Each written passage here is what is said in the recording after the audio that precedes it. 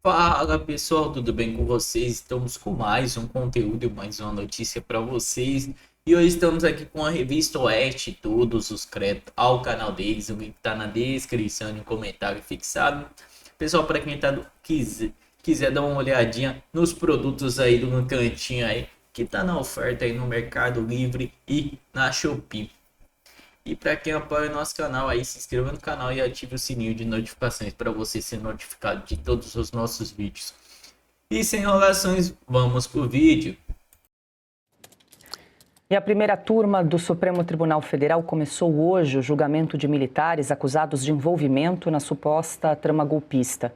O grupo é formado por 9 militares e um policial federal, sendo a maioria oficiais do Exército com treinamento em forças especiais, os chamados Kids Pretos. A Procuradoria-Geral da República dividiu os acusados em 3 núcleos.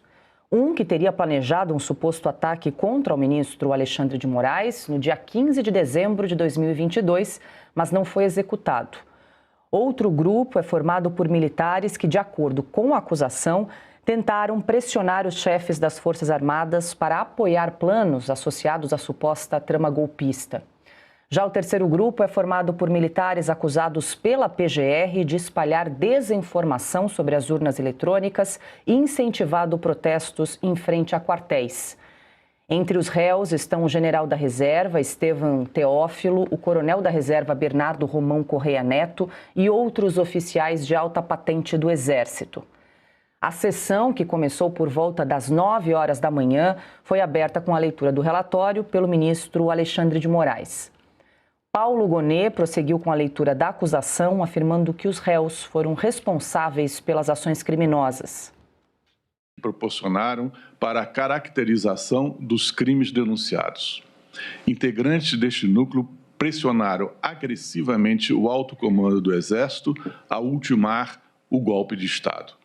Puseram autoridades públicas na mira de medidas letais e se dispuseram a congregar forças militares terrestres ao serviço dos intentos criminosos. É significativo notar que os integrantes deste núcleo tinham ciência de que a narrativa da fraude eleitoral, que era difundida para tentar apoio popular ao golpe, não procedia. Segundo o procurador, as investigações revelaram a existência de uma organização criminosa que articulou um plano homicida. As investigações escancaram a declarada disposição homicida e brutal da organização criminosa, que para isso se articulou e se lançou a providências executórias devidamente armada. O advogado Marcelo César Cordeiro, que representa o réu Fabrício Moreira de Bastos, afirmou que o ministro Alexandre de Moraes já havia absolvido outros réus da suposta trama do golpe. A informação foi rebatida pelo próprio ministro.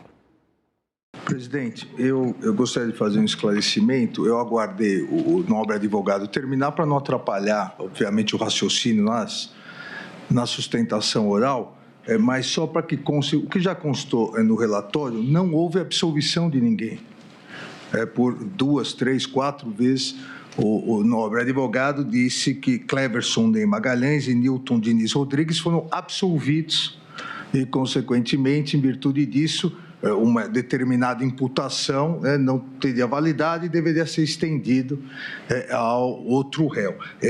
Ambos não foram absolvidos, como detalhado no relatório. A denúncia foi rejeitada por ausência de justa causa, nos termos do artigo 395-3, exatamente porque não houve, naquele momento, entendemos por unanimidade, o Ministério Público não apontava em relação a ambos, a Cleverson Ney Magalhães e Newton Diniz Rodrigues, não apontava os requisitos necessários, mínimos para o recebimento da denúncia.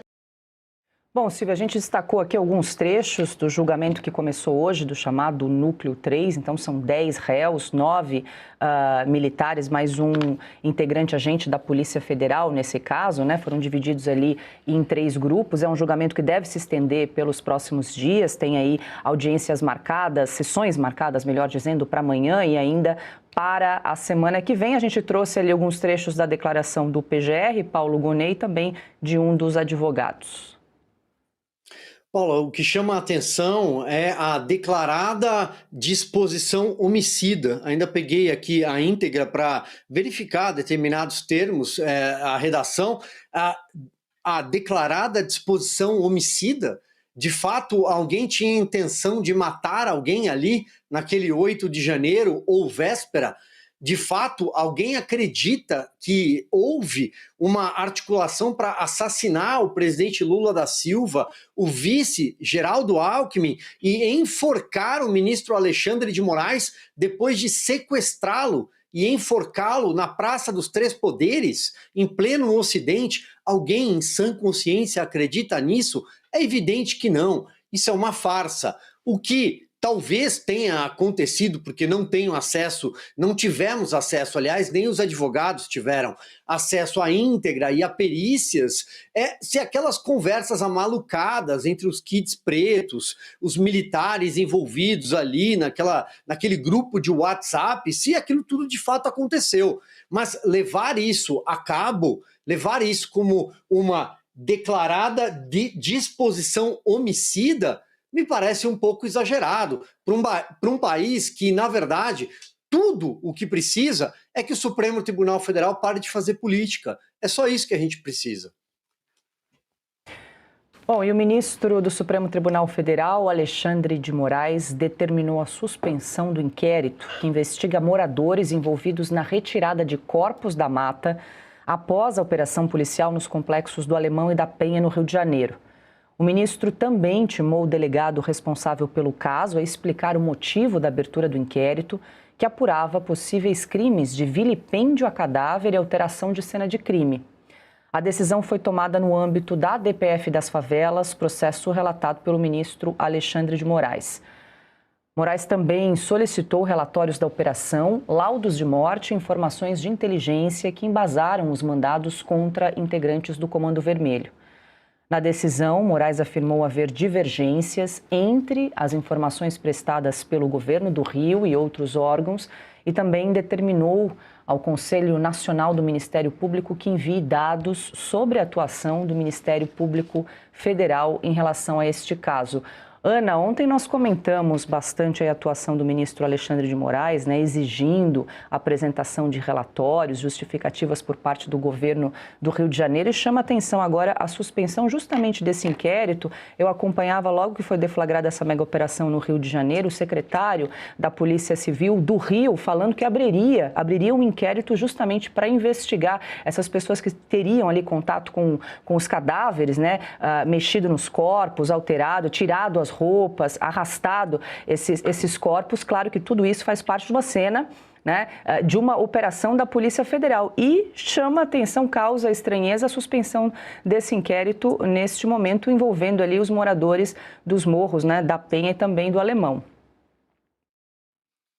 Então, Paula, e como nós falamos ontem também, o governo do estado do Rio de Janeiro, e ele precisa colocar, desenhar de maneira muito legível a linha, a fronteira, e de falar para o Moraes: olha, aqui não, nós somos uma república federativa e você está como o professor André Marcília explicou ontem, que era justo, foi o que eu perguntei para ele, mas o governo do estado pode simplesmente falar: ministro, com todo respeito, data vênia, não, nós não vamos atender nada, porque isso é uma investigação em curso do Estado, das forças policiais do Estado, das investigações do Estado, e alguma voz corajosa precisa começar a, quem sabe, acender a primeira faísca nesse dominó de, eu não diria desobediência civil, porque ninguém quer desobediência civil, mas obediência à Constituição. Ontem falamos aqui sobre isso. É necessário uma voz de coragem para falar: basta, não. A Constituição não lhe dá este poder. Aqui na Califórnia, Paula, durante a pandemia, depois de um ano com a Califórnia, o estado todo fechado, outros estados já abrindo, a vida voltando ao normal, o governador Gavin Newsom, que o nosso querido Cauty viu lá na COP30, ele seguiu firme com uma medida, uma ordem executiva inconstitucional de continuar com tudo fechado e deu uma ordem para as forças policiais de Los Angeles para eles multarem e até prenderem as pessoas que ousassem abrir os estabelecimentos comerciais. Pois, na época, um dos xerifes daqui do condado de Los Angeles, o xerife Chad Bianco, até foi eleito, na época, pelo Partido Democrata, ele disse não vou mobilizar as minhas forças policiais para prender as pessoas que querem abrir os seus estabelecimentos depois de um ano com o Estado fechado. O senhor não está acima da Constituição. Desafiou a ordem executiva e aquilo, Paula, causou um efeito dominó. Os xerifes de outros condados da Califórnia, todos passaram a seguir essa voz de coragem desse xerife que disse: a sua ordem não está acima da Constituição, não vou mobilizar, eu vou mobilizar as minhas forças policiais para ir atrás de bandido, atrás do crime, não para prender as pessoas de bem. Então, quem sabe o Rio de Janeiro, o governador do Rio de Janeiro e as forças policiais, todos eles estão apoiados pela sociedade brasileira, não diria nem carioca, mas brasileira, todos apoiados. Quem sabe agora eles não continuam nesse caminho da coragem e de colocar a mão ali e dizer para o ministro Alexandre de Moraes: basta, aqui não. Diga, Augusto. Só vou citar a frase, Ana, que o Guzzo recomendaria, nosso inesquecível Guzzo recomendaria que o governador dissesse ao ministro assim: vai ver se eu estou na esquina. É por aí. Bom, 19h39, Sem Filtro faz uma pausa rápida, a gente... Fala, meu pessoal. O que vocês acharam do vídeo? Estamos aqui no Conexão Política, pessoal. Antes de começar a ler aqui, se você não está inscrito, já se inscreva no canal e ative o sininho de notificações para você receber todas as notificações dos nossos vídeos. É muito importante o seu comentário, sua opinião. Deixa aí um bom dia, uma boa tarde, um oi, e vai ajudar demais esse vídeo chegar para mais pessoas. Pessoal, agora tem a loja virtual aí, a loja de afiliado aí do Mercado Livre e Shopee, que tá aí, aparece aí na página do canal e também aparece aí no cantinho aí, aparece os produtos que estão sendo marcados por mim e que estão na promoção. Rapaz, vocês viram essa aqui no Conexão Política? Quem quiser tá dando uma olhada aqui, acompanhar depois que eu ler. Conexão Política. Trump mostrou o dedo do meio ao Brasil, diz governador da Califórnia. Newsom critica a ausência dos Estados Unidos na COP30 e fala que a tarifa de 50% imposta pelo presidente americano é um desrespeito e um parceiro histórico da estrangeiro.